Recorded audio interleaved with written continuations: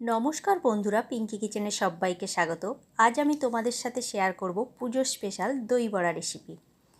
আগে থেকে আমি 200 গ্রাম বিউলির ডালকে আগের দিন রাতে ভিজিয়ে রেখেছিলাম। সেই বিউলির ডালটা সম্পূর্ণ ভালোভাবে ভিজে গেছে।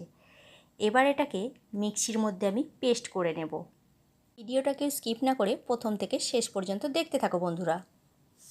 এবার এটাকে মিক্সির মধ্যে আমি পেস্ট করে নিলাম। দেখো পেস্টটা আমার সম্পূর্ণ রেডি হয়ে গেছে। পেস্টের মধ্যে দিয়ে দিচ্ছি সামান্য পরিমাণ একটু চিনি, দিয়ে দিলাম স্বাদ মতো নুন, আর দিয়ে দিচ্ছি কারি পাতা কুচি, আদা কুচি। আদাটাকে একটা লম্বা লম্বা করে সরু সরু করে কুচি করে রেখেছি, আর একটা আদাকে গ্রেডারের সাহায্যে গ্রেড করে নিয়েছি, আর সরু সরু করে লঙ্কাকে কুচি করে নিয়েছি।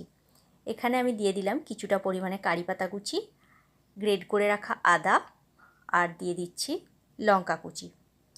এবারে খুব সুন্দর করে ভালোভাবে এটাকে ফেটিয়ে নিতে হবে।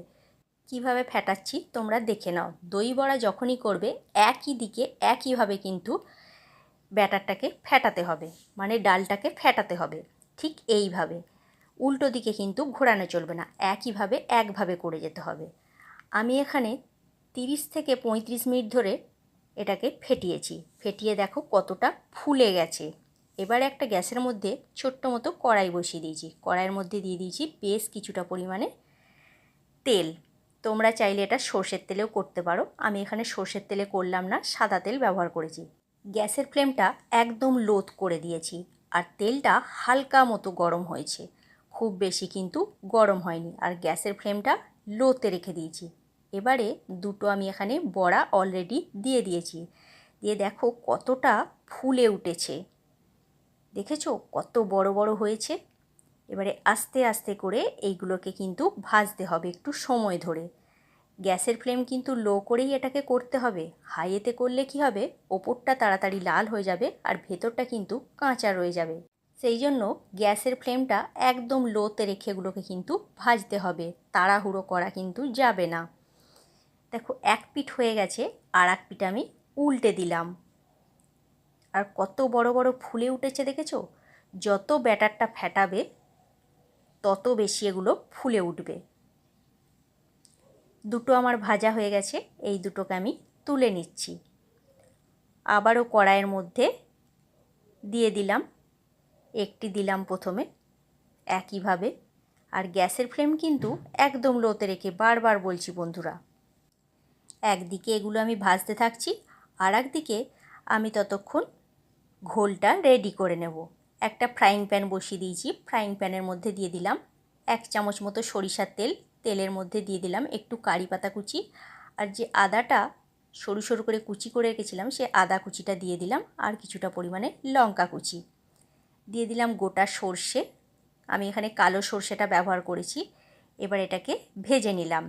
দিয়ে একটা বাটির মধ্যে বেশ কিছুটা পরিমাণে জল নিয়ে নিয়েছি। জলের মধ্যে এই সমস্ত উপকরণটা দিয়ে দিলাম। দিয়ে দিলাম স্বাদ মতো লবণ, আর দিয়ে দিচ্ছি ভাজা জিরের গুঁড়ো।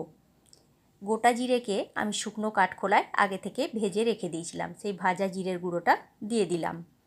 আর দিয়ে দিচ্ছি 1 চামচ মতো চাট মশলা, দিয়ে দিলাম 1 চামচ টক দই। এবারে খুব ভালো করে চামচে করে এটাকে নাড়াচাড়া করে ঘোলটাকে আমি রেডি করে নিলাম। দেখো সমস্ত বড়াগুলো আমার ভাজা হয়ে গেছে। এবারে তেঁতুলের চাটনিটা আমি তৈরি করে নেব। ফ্রাইং প্যানের মধ্যে দিয়ে দিলাম 1 চামচ সর্ষের তেল, আর দিয়ে দিয়েছি 5 ফোড়ন আর একটি শুকনো লঙ্কা। ফোড়নটা তোমরা চাইলে দিতেও পারো, আবার নাও পারো। আমি একটুখানি ফোড়ন দিয়েছি। আর তেঁতুলটা আমি আগে থেকে ভিজিয়ে রেডি করে রেখেছিলাম, সেই তেঁতুলটা এর মধ্যে দিয়ে দিলাম। দিয়ে দিলাম 4 ভাগের 1 ভাগ হলুদের গুঁড়ো, আর দিয়ে দিচ্ছি সামান্য পরিমাণ একটু নুন। 4 থেকে 5 চামচ মতো এখানে আমি চিনি দিয়েছি। খুব ভালো করে এবার নাড়াচাড়া করে তেঁতুলের চাটনিটা আমি রেডি করে নেব। আর দিয়ে দিলাম ভাজা জিরের গুঁড়ো একটু। গ্যাসের ফ্লেমটা মিডিয়াম টু লোতে রেখে চাটনিটা আমি তৈরি করে নিচ্ছি। দেখো তেঁতুলের চাটনিটা আমার তৈরি হয়ে গেছে। এবার আমি গ্যাসের ফ্লেমটাকে অফ করে দিয়ে এটাকে ঠান্ডা হতে দেব। তারপরে এটাকে ছাঁকনির সাহায্যে আমি ছেঁকে নিচ্ছি। তোমরা চাইলে না ছাঁকতেও পারো। এবারে যে ঘোলটা রেডি করে রেখেছিলাম সেই ঘোলটার মধ্যে এক এক করে আমি বড়াগুলো সমস্তটা দিয়ে দিলাম, দিয়ে কিছুক্ষণ আমি ভিজিয়ে রেখে দিচ্ছি। আর একটা ঢাকনা দিয়ে ঢেকে দিচ্ছি, তার উপরে হামালদিস্তাটা চাপা দিলাম। এবারে টক দইটা খুব ভালো করে ফেটিয়ে নিচ্ছি। টক দই দেখো খুব ভালো করে ফেটানো হয়ে গেছে। টক দই কিন্তু একটু সময় ধরে ফেটাতে হবে। টক দইয়ের মধ্যে দিয়ে দিচ্ছি সামান্য পরিমাণে একটু চাট মশলা, আর দিয়ে দিলাম স্বাদ মতো নুন।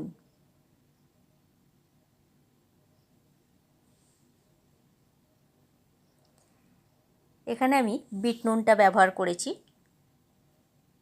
খুব ভালো করে দইয়ের সাথে এটাকে মিশিয়ে নিলাম। এবারে আর দোকানে কিনে খেতে হবে না, এইভাবে খুব সহজ পদ্ধতিতে তোমরা বানিয়ে নিতে পারবে। যে বড়াগুলো আমি ঘোলের মধ্যে ভিজিয়ে রেখেছিলাম সে বড়াগুলোকে এবার আমি এক এক করে আলতো হাতে চিপে চিপে জলটা বের করে দিলাম আর টক দইয়ের মধ্যে দিয়ে দিলাম। টক দইয়ে খুব ভালো করে বড়াগুলোকে মিশিয়ে নিচ্ছি। মিশিয়ে নিয়ে একটা প্লেটের মধ্যে তুলে নিলাম। একইভাবে সমস্ত বড়াগুলোকে আমি আলতো হাতে জল ঝরিয়ে নেব। বন্ধুরা, আমার এই ছোট ছোট ভিডিও রেসিপি তোমাদের যদি ভালো লেগে থাকে একটা ছোট্ট লাইক করো, কমেন্ট করে জানিও তোমাদের ভিডিওটি কেমন লাগলো। আর যদি ভালো লেগে থাকে তাহলে অবশ্যই একটা শেয়ার করে দিও। আর নতুন বন্ধুদের উদ্দেশ্যে বলছি, যদি তোমাদের ভিডিও ভালো লেগে থাকে তাহলে আমার চ্যানেলটা সাবস্ক্রাইব করার অনুরোধ রইল। ফেসবুক পেজ থেকে দেখে থাকলে আমার পেজটি ফলো করে নিও। দেখো সমস্ত বড়াগুলো আমার প্লেটের মধ্যে তৈরি করা হয়ে গেছে। এবারে ওপর থেকে দিয়ে দিচ্ছি তেঁতুলের চাটনিটা। তোমরা কে কে দই বড়া খেতে ভালোবাসো অবশ্যই কিন্তু কমেন্ট করে কমেন্ট বক্সে জানিও, আর কেমন লাগলো সেটাও জানিও। তেঁতুলের চাটনিটা চামচে করে ঘুরিয়ে ঘুরিয়ে খুব ভালো করে কিন্তু দিতে হবে। দেখো তেঁতুলের চাটনিটা আমি কিন্তু খুব ভালো করে দিয়ে দিলাম, আর দিয়ে দিচ্ছি ওপর থেকে একটু চাট মশলা। আর যে জিরেটা ভেজে গুঁড়িয়ে রেখেছিলাম সেই জিরে গুঁড়োটাও সামান্য করে একটু ছড়িয়ে দিলাম। এবারে এটাকে আমি 10 মিনিটের জন্য ফ্রিজে রেখে দিচ্ছি।